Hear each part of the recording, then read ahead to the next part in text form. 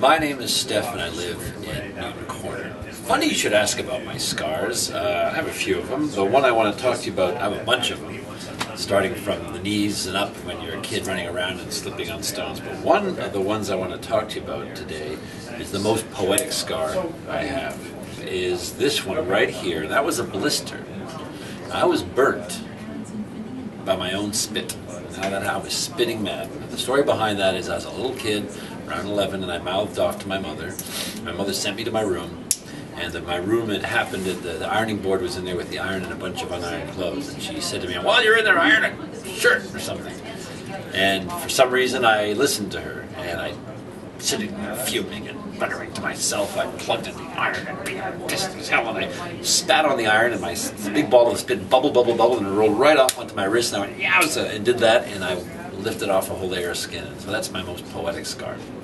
There are a few others to tell you about. This one had a bit, these two have a bit of a story behind them. I tore my midline,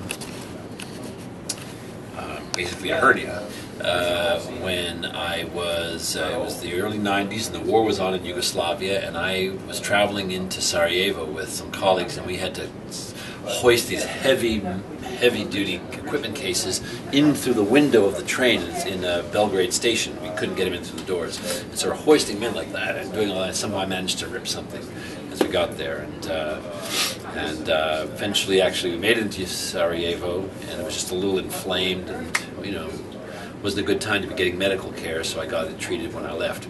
In Sarajevo, the only scars I can report are, I suppose, emotional ones. There was a shooting when my colleague, we were driving down the road and some snipers fired on, a sniper, I assume, fired on our car, blew out our windows, and my colleague behind me was hit, and we got a spray of bodily material from her. I still remember the whack in the back of my head as one of her molars hit in the back of my head and went down my shirt. And anyway, that was, so I'm not sure that's a good story for this. But, any other scars you want to hear about, Martha?